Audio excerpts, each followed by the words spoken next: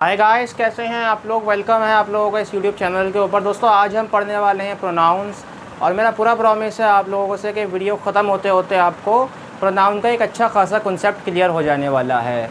ये पार्ट्स में आएंगी वीडियोस, 10 मिनट्स की वीडियोस आएंगी करीब, ठीक है। इसके अंदर जो है आपको मैं इजीली कोशिश करूँगा कि मैं हर चीज़ एक्सप्लेन करूँ आपको, ठीक है। तो आइए शुरू कर लेते हैं वीडियो को without wasting any single minute. दोस्तों यहाँ पर मैंने कुछ पॉइंट्स लिख दिए हैं, ठीक है। सबसे पहले यहाँ पे हमने लिखी है कि प्रोनाउन की डेफिनेशन क्या होती है, प्रोनाउन का मतलब क्या होता है। तो ये यहाँ पे वो पुरानी सी डेफिनेशन है जो हम बचपन से पढ़ते आ रहे हैं। As you can see, all those words which are used in the place of noun, वो सारे शब्द जो नाउन के जगह पे इस्तेमाल होते हैं, वो सारे अल्फाज, सारे वर्ड्स जो नाउन के स्थान पर, नाउन की जगह पर यूज़ होते हैं, आर नोन एज प्रोनाउंस, उनको हम क्या कहते हैं, प्रोनाउंस कहते हैं, ठीक है।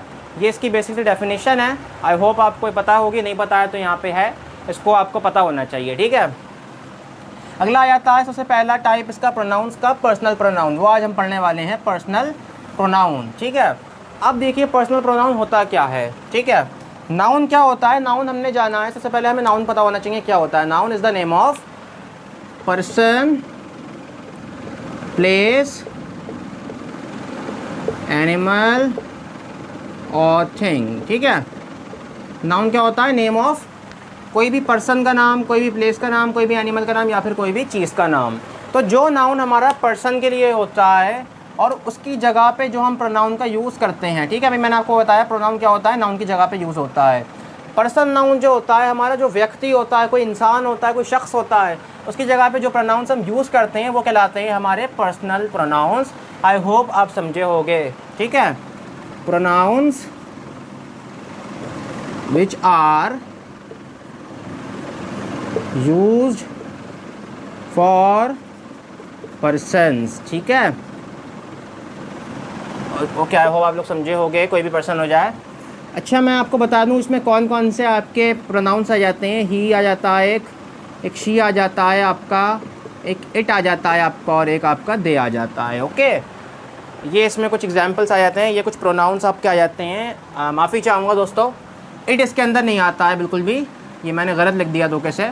इट इसके अंदर नहीं आता है, ही आता है, शी आता है और दे आता है, और भी 2-3 आते हैं, वो मैंने नीचे समझाए हुए हैं आपको, ठीक है। अभी हम समझते हैं कि किस तरीके से करे जाएंगे प्रोनाउंस। बता देता हूँ पहले मैं, ये जो एक्स्ट्रा चीज़ें मैंने लिखी हैं यहाँ पर। तो भाई पर्सन्स के साथ में यूज़ होने वाले प्रोनाउन कहलाते हैं पर्सनल प्रोनाउन, ओके। अब दोस्तों यहाँ पर मैंने कुछ प्रोनाउंस लिखे हैं जो सिर्फ पर्सनल प्रोनाउंस हैं। He, she, they, we, I, you, okay.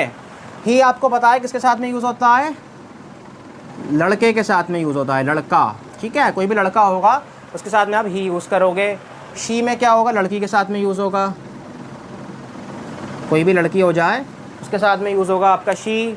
दे में देखिए क्या होता है, जब भी एक से ज़्यादा लोग होंगे, 2 हो जाएं, 3 हो जाएं, 4 हो जाएं, उनके साथ में आप क्या यूज़ करोगे, दे यूज़ करोगे, ठीक है।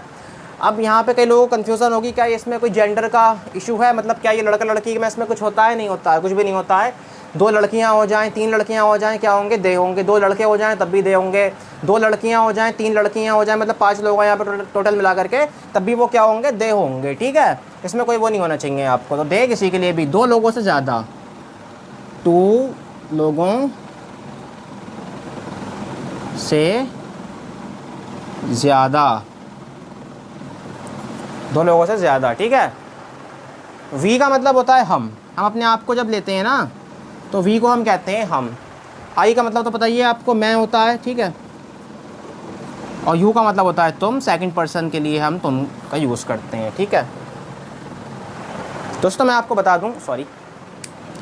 दूं कि जो वी होता है आपका और आई होता है, ये फर्स्ट पर्सन होता है, यानी आप अपने बारे में बात करते हो। बस वी में से हम की आवाज़ आती है, आई में से मैं की आवाज़ आती है। यू सेकंड पर्सन होता है, इसमें जो है तुम की आवाज़ आती है, सामने वाले से जब आप बात कर रहे हो, गुफ्तगू कर रहे हो, तो उसके लिए आप यूज़ करते हो। और जब भी आप तीसरे इंसान की बात कर रहे हो, थर्ड पर्सन की बात कर रहे हो, तो ही, शी, दे जो आपके होते हैं थर्ड पर्सन होते हैं, ठीक है। अब दोस्तों यहाँ पे मैं आपको पढ़ाने जा रहा हूँ सब्जेक्टिव केस और ऑब्जेक्टिव केस। अब मैं आपको बता दूँ सब्जेक्टिव केस ऑब्जेक्टिव केस क्या होता है। मैं यहाँ पे लिख देता हूँ, समझ लो एक सेंटेंस मैं लिख देता हूँ।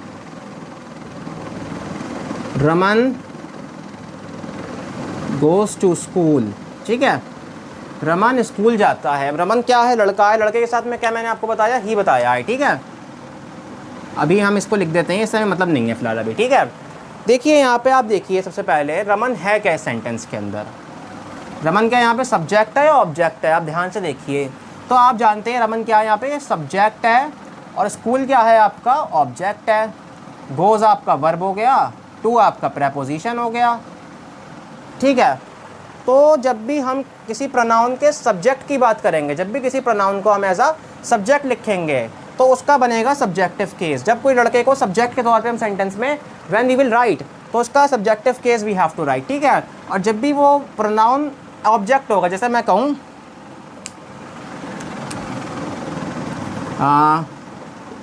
हमको पानी दो, ठीक है, हमको पानी दो। अब यहाँ पे हम काम तो नहीं कर रहे हैं, हम यहाँ पे कोई सब्जेक्ट तो नहीं है, तो यहाँ पे हम कौन है, यहाँ पे हमको कोई चीज़ मिल रही है, तो हम यहाँ पे क्या है, ऑब्जेक्ट हैं, ठीक है। हमको पानी दो, ठीक है, ये पूरा सेंटेंस नहीं है। यहाँ पे हम किसी का नाम लिख देते हैं रानी हमको पानी दो, हमको या हमें पानी दो, ठीक है, रानी हमको पानी दो। तो रानी यहाँ पे सब्जेक्ट हो गई, ठीक है, हमको हम यहाँ पे ऑब्जेक्ट हो गया, पानी वगैरह भी मतलब जो है ऑब्जेक्ट ही होता है, बट यहाँ पे हम भी ऑब्जेक्ट हैं। डायरेक्ट ऑब्जेक्ट होता है, इनडायरेक्ट ऑब्जेक्ट होता है, उसमें फ़िलहाल हम नहीं जाएंगे, फ़िलहाल यहाँ पे हम भी ऑब्जेक्ट हैं, ठीक है। तो यहाँ पे हमको हम वी कहते हैं, बट जब हम वी को ऑब्जेक्ट लिखेंगे तो वो मैं आपको बताने जा रहा हूँ कि वी को जब हम ऑब्जेक्ट लिखेंगे तो क्या प्रोनाउन यहाँ पे यूज़ होने वाला है, ठीक है। देखिए भाई, जब ही सब्जेक्ट होगा सेंटेंस के अंदर, यानी ही जब कोई कुछ काम करेगा, ठीक है, तो ही को हम हमेशा ही लिखेंगे, ठीक है। ही जब भी सब्जेक्ट होगा सेंटेंस के अंदर तो ही के तौर पे ही रिप्रेजेंट किया जाएगा। शी जब सब्जेक्ट होगी तो शी ही होगी, ठीक है। दे जब आपके सब्जेक्ट बनेंगे तो दे ही रहेंगे। वी में भी सब्जेक्ट के तौर पे वी ही रहेगा, आई में भी आई रहेगा, और यू में भी यू ही रहेगा जब सब्जेक्ट की बात होगी, ठीक है। आई होप आप समझे होंगे। सब्जेक्ट का मतलब क्या होता है, सब्जेक्टिव केस का मतलब जब कोई प्रोनाउन काम कर रहा है, जब आप इसको काम करने वाला व्यक्ति दिखा रहे हो, तो वहाँ पर you have to use subjective case, you have to use the subjective case here, okay. अच्छा दोस्तों, अब बात करते हैं ऑब्जेक्टिव केस। अब ही यहाँ पे क्या है, लड़का है, ठीक है। अब यहाँ पे लड़के को जो है समझ लो कुछ ऑब्जेक्ट है लड़का। यहाँ पे मैं कहूँ भाई पापा ने रमेश को थप्पड़ मारा, लड़के को यहाँ पे थप्पड़ पड़ रहा है, लड़का यहाँ पे ऑब्जेक्ट है आपका, ठीक है। तो लड़का जब ऑब्जेक्ट बन जाता है तो सिंपली आप लिखोगे हिम, ठीक है, जो है आई लव हिम, ठीक है। यहाँ पे मैं उसको प्यार करता हूँ, ठीक है, तो वो लड़का है यहाँ पे समझ लो, तो मैं कहूँगा आई लव हिम, ठीक है। लड़का ऑब्जेक्ट है यहाँ पर, ठीक है। शी के लिए ऑब्जेक्टिव केस रहेगा हर, ठीक है, मैं उससे प्यार करता हूँ, वो कोई लड़की है, वैसे इसको कोई सीरियसली मत ले लेना प्लीज़, ठीक है। तो वहाँ पे हम हर यूज़ करेंगे, लड़की यहाँ पे ऑब्जेक्ट है, ठीक है। अच्छा, दे हैं यहाँ पे कई सारे लोग हैं, मैं उनसे प्यार करता हूँ, बहुत सारे लोग हैं। तो जब बहुत सारे लोगों को आप ऑब्जेक्ट के तौर पे रिप्रेजेंट करोगे तो दैम से लिखोगे, आई लव दैम, मैं उनसे प्यार करता हूँ, मेरे स्टूडेंट्स हैं जितने भी, मैं सबसे प्यार करता हूँ, आई लव दैम, ठीक है। तो यहाँ पे दैम लिख देंगे हम लोग। दे का जो आपका बनेगा ऑब्जेक्टिव केस। वी का जो ऑब्जेक्टिव केस होगा वो होगा अस। भाई कहूँ हमें प्रिंसिपल सर ने हमें चॉकलेट दी, the principal sir gave us chocolate, यहाँ पे अस ऑब्जेक्ट है, ठीक है, हम ऑब्जेक्ट हैं। आई का ऑब्जेक्ट बन जाएगा मी, प्लीज़ मुझे कोई पानी दो, please someone give me water, मैं यहाँ पे क्या हूँ, आप यहाँ पे ऑब्जेक्ट हूँ, ठीक है। तो आई का ऑब्जेक्ट जब बनेगा तो मी के तौर पे लिखा जाएगा, और यू का ऑब्जेक्ट होगा यू, ठीक है।